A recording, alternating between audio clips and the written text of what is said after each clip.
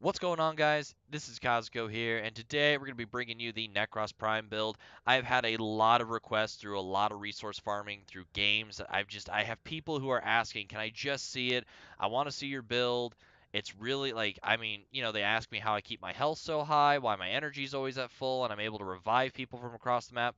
So I'm going to go ahead and get into that, but first let's go to the abilities just to try to help out explain things. Now, you're going to notice that I have a lot of red. There is a lot of red on this board, which normally is a bad thing, but for what we're doing with this guy, for at least for me, this is how I like to play Nekros. This works for me. So, Soul Punch, a blow so powerful it turns the enemy's very soul into a deadly projectile, damaging all in its path, is a fancy way of saying it revives people from across the map. That's kind of what it is to me. I don't see this as a killing skill. I see it as a, hey, my teammate's down. We all need to keep killing so I can keep re-rolling corpses. I'm just gonna go ahead and revive him instantly and let my health orbs heal him. All right, perfect. Terrify. Cast fear into the hearts of nearby enemies, causing them to run away in terror. In other words, it's you have 8 seconds of them, or I'm sorry, 10 seconds of 8 enemies to be feared, so you guys can, let's just say your entire team is down and you're just, you're being the carry that you are. You've got to terrify everything so you can revive them and save them. That's kind of the point of it. And then Desecrate forces enemies around you to drop additional loot. I there's just nothing about that. I mean, you get more loot for killing stuff. Win-win. And then Shadows of the Dead. It's that doesn't even exist. I don't even use that skill. I really don't even know what it does. No, I'm just joking. I know what it does. I just don't like it. I find it still very clunky. I find Shield of Shadows very clunky. I just don't like how it works. I don't like it. And like I said, this doesn't Shield of Shadow or Shadows of the Dead build just doesn't work for me. I don't care for it. I'm not going to. If you don't like it, click off the video now. I don't really care. Alright, and then of course your passive ability. Restore a small amount of health with every nearby enemy death. This is awesome. So every time your teammate gets a kill, you get a kill, you heal yourself. Just a little bit. It's like 4 HP or 3 HP. Really nice. It really helps out. And you heal, so you keep your health up, which is awesome. Now, let's get into the bread and butter of this. Okay, so you're probably going to automatically go, I don't like your build. And that's okay again. Like I said, this works for me.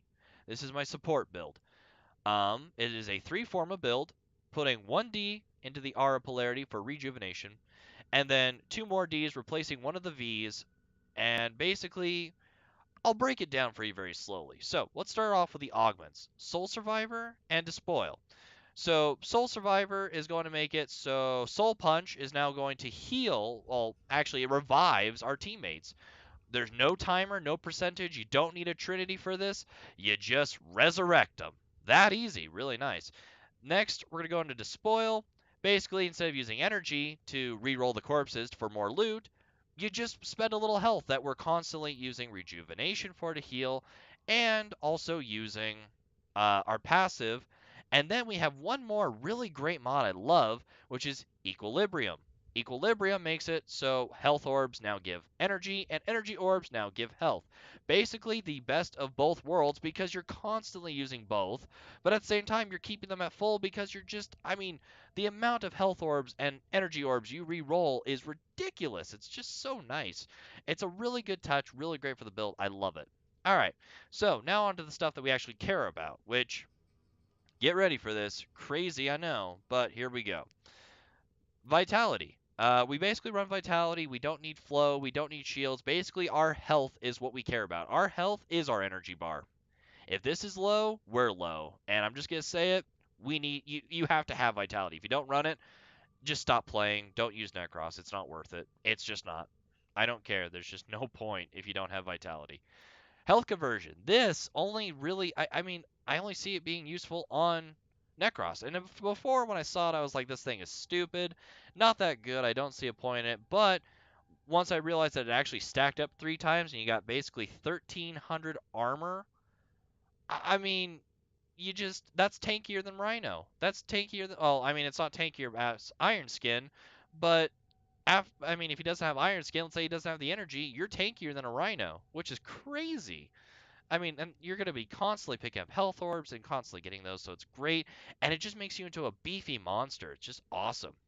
Next, I run Fleeting Expertise. I don't care about duration. I want efficiency. I need to lower my cost and make it so my costs are little, but my duration doesn't matter because one's a toggle and one's a long distance cast, which heals people.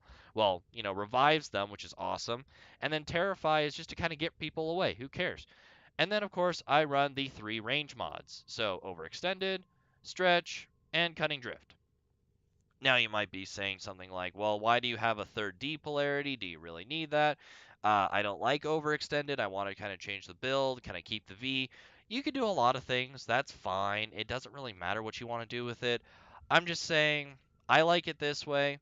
If they change the way health conversion works or anything like that, I've got another D polarity so I can put in, redirection or steel fiber, whatever. It doesn't matter. Either way, I want 250 range because you want on your abilities, you want to be able to re-roll at 62 meters. I know you're probably going that's overkill. I mean, even max, it's over max affinity range. Max affinity range is 55 meters, and you're probably going, but you're at 62. Why do you care? People love to spread out. I don't know why, but that mentality of, oh, well, if I go into this hallway, I could kill more because they're spawning in here. But what people don't understand is how spawns work actually in the game. So what they end up actually doing is they end up actually screwing you over while re-rolling things. So you actually can't re-roll, when they're spreading out so far, you can only re-roll to a certain point.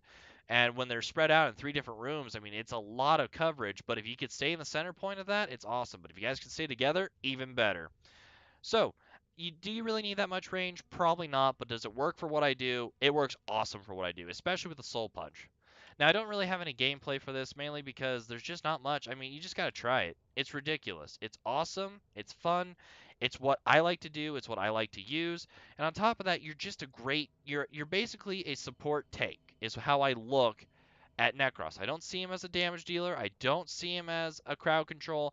I see him as a support tank who gets you more loot. So, I hope you guys enjoyed the video. Leave a comment, whatever you want to do. Like I said, this is just what works for me. If you don't like it, don't use it. If you like it, hey, try it out. See how you like it. Super easy, super fun, and I love the way Nekros is, and I love the way that I play with him, and I think it's just perfect the way that he is. So, hope you guys enjoyed the video. This is Kazuko, signing out.